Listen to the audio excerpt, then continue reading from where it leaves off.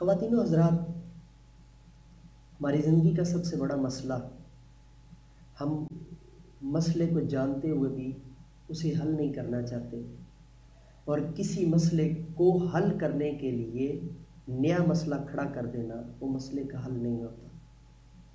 2 point 2 جز آپ کے سامنے رکھے ہیں جو میری فائنڈنگز ہیں، اور میں یہ سمجھتا ہوں کہ اگر ان چیزوں کو ہم معاشرے میں سے نکال دیں، ان چیزوں پر ہم بہتری لے آئیں، تو میں یہ سمجھتا ہوں کہ ہم کسی نہ کسی حد تک کرپشن کے جن کو ایک واضح انداز میں بند کرنے میں کامیاب ہو جائیں گے۔ تیسرا ایلیمنٹ وہ بہت ہی غور طلب ہے، جو ہمارے رائٹر کا بھی بہت کی پوائنٹ ہے، اہم شخصیت ہے ہمارے رائٹر کے نزدیک بھی، ہمارے قوم کے ادیب نے بھی اس پر لکھا ہے اور بہت زیادہ لکھا ہے، اور ہمارا استاد اس ذات کے بغیر نامکمل ہے، اور وہ ہے آج کے دور کا طالب علم۔ ہمارا طالب علم تسلسل یعنی مسلسل محنت، استحکام اور اعتدال کھو چکا ہے۔ جب تک وہ تسلسل اور مسلسل محنت کی طرف نہیں آئے گا، جب تک وہ استحکام کی طرف نہیں آئے گا، جب تک وہ اعتدال کی طرف نہیں آئے گا، یہ ذمہ داریاں جب تک وہ پوری نہیں کرے گا، ہمارا ملک کبھی ترقی نہیں کر سکتا۔ ہم لاکھ کوشش کر لیں، ہم لاکھ دھرنے دے لیں، lakh research theories, research methodologies ہم یوز کر لیں، ساری چیزیں اپنی جگہ پر، مگر جب تک اس قوم کا طالب علم ٹھیک نہیں ہوگا اور اپنی ذمہ داریوں کو پورا نہیں کرے گا،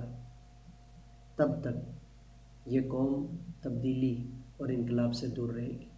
یہ قوم ترقی سے دور رہے گی۔ ہم ترقی پذیر تو رہیں گے، ترقی یافتہ نہیں ہو سکتے، اور ترقی پذیر میں بھی کسی نچلے درجے پر رہیں گے جب تک ہمارے ملک کا، ہماری قوم کا شاگرد، طالب علم، اسٹوڈنٹ جب تک تسلسل کو نہیں اپنائے گا، استحکام ذات کو نہیں اپنائے گا اور اعتدال کو نہیں اپنائے گا، تب تک ہم دعوے تو کر سکتے ہیں، تھیوریز تو دے سکتے ہیں، عملی طور پر ہم کسی بھی بڑی کامیابی سے دور رہیں گے۔ ہمارے دور کا طالب علم، اس کی ترجیحات کیا ہیں، اس کی ضروریات کیا ہیں، اس کی خواہشات کیا ہیں، اس کے جذبات کیا ہیں، اس کے احساسات کیا ہیں، اس کے محسوسات کیا ہیں، اور وہ کس ڈگر پر چل رہا ہے، کس رخ پر اپنے مستقبل کو متعین کر رہا ہے، اس کی تعیین مستقبل کے اعتبار سے تسلسل سے آ رہی ہے، استحکام سے آ رہی ہے، اعتدال سے آ رہی ہے۔ وہ اپنی ذمہ داریوں کو اپنے اوپر بوجھ سمجھتا ہے، وہ تسلسل اور مسلسل محنت سے کتراتا ہے، وہ شارٹ کٹ چاہتا ہے، وہ اپنی ذات کے اندر استحکام نہیں لانا چاہتا، وہ ڈگری کے پڑھنے کو اور ڈگری کے ایک صفحے کو صرف اس لیے حاصل کرنا چاہتا ہے کہ اپنا سٹیٹس، بینک بیلنس اور پیسے سے بہتر کر سکے۔ وہ اعتدال میں نہیں آنا چاہتا، اسے پولیٹکس کا شوق ضرور ہونا چاہیے، لیکن اپنی پڑھائی کو پولیٹکس پر اسے ترجیح دینی چاہیے۔ جب تک وہ اپنی پڑھائی کو پولیٹکس پر مقدم نہیں کرے گا، تقدیم نہیں دے گا، اس کو پہلے نہیں رکھے گا، تب تک ہم یا ہمارا معاشرہ ترقی سے چندہ دور رہے گا۔ اور آخری چیز جو بہت غور طلب ہے، بلکہ اس کے ساتھ میں ایک چھوٹی سی چیز اور ایڈ کروں گا، لیکن میں اس کو سیکنڈ لاسٹ کہہ دیتا ہوں، یہ ایلیمنٹ جس کے لیے ہم سب کچھ کر رہے ہیں، ہمارے دھرنے اس کے لیے ہیں، ہماری جو ہے وہ ایجوکیشنل اسٹریٹجیز اس کے لیے ہیں،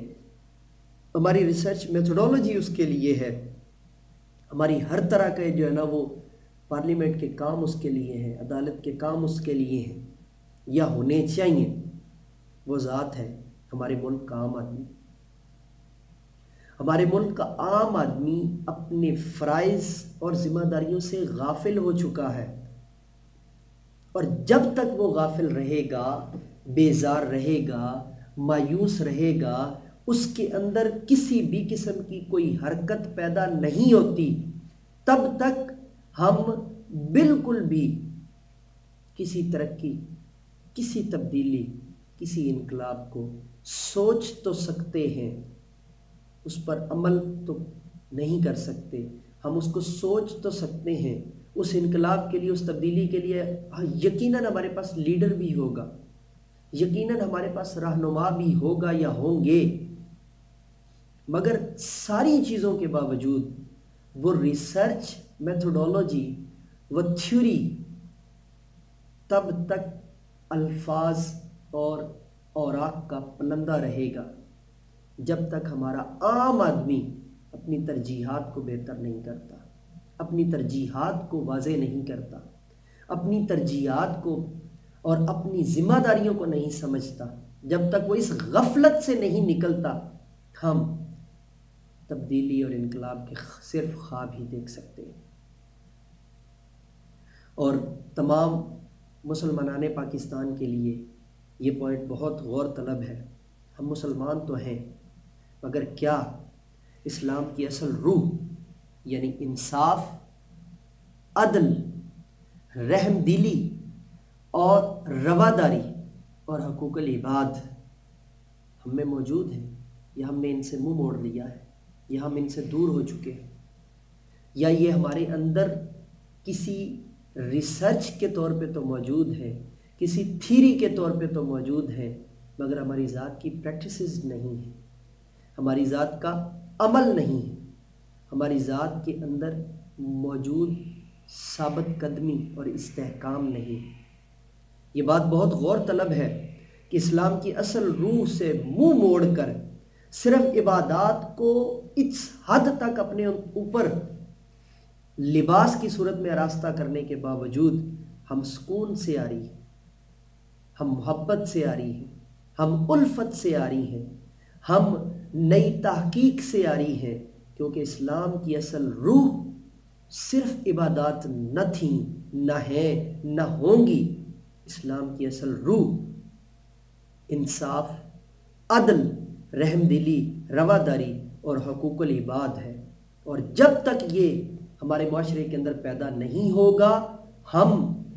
تبدیلی اور انقلاب کے صرف خواب دیکھ سکتے ہیں۔ میں یہ 4 نکاتی ایجنڈا آپ کے سامنے دوبارہ بیان کر دیتا ہوں، 5 نکاتی، یہ لائحہ عمل۔ پہلی چیز، ہمارے ملک کا، ہماری قوم کا رائٹر ہم سے مایوس ہو چکا ہے۔ ہمیں اپنے مصنف، اپنے ادیب کو منانا ہے اور اس کے پاس بیٹھنا ہے اور اسے کہنا ہے اپنی فائنڈنگز ہمیں دو، اپنی ریسرچ، اپنی تحقیق ہمیں دو،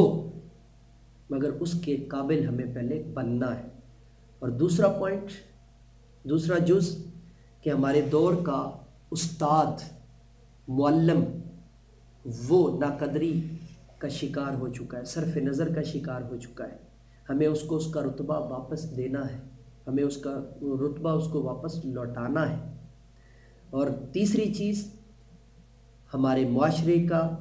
ہمارا طالب علم، ہمارے معاشرے کا طالب علم تسلسل، استحکام اور اعتدال کو کھو چکا ہے۔ چوتھی چیز، ہمارے ملک کا عام آدمی اپنے فرائض اور ذمہ داریوں سے غافل ہو چکا ہے۔ اور پانچویں چیز، اسلام کی اصل روح انصاف، عدل، رحم دلی، رواداری اور حقوق العباد ہے، جس سے ہم منہ موڑ چکے ہیں۔ جب تک یہ فارمولہ ہم اپنی ذوات کے اندر نہیں اپنائیں گے، جب تک ہم اس کو پورے معاشرے پر لاگو نہیں کریں گے، پورے پاکستان پر لاگو نہیں کریں گے، 18 کروڑ عوام تک اور 18 کروڑ عوام پر لاگو نہیں کریں گے، تب تک کسی بھی اعتبار سے ہم تبدیلی اور انقلاب نہیں لا سکتے، ہم کرپشن کو دور نہیں کر سکتے، ہم بہتری نہیں کر سکتے، ہم ترقی نہیں کر سکتے۔ اسی کے ساتھ ایم اے رضا کو اجازت دیجیے، اگلے پروگرام میں نئے موضوع کے ساتھ، نئی فائنڈنگز کے ساتھ آپ کے ساتھ دوبارہ حاضر ہوں گے۔ تب تک کے لیے اللہ نگہبان۔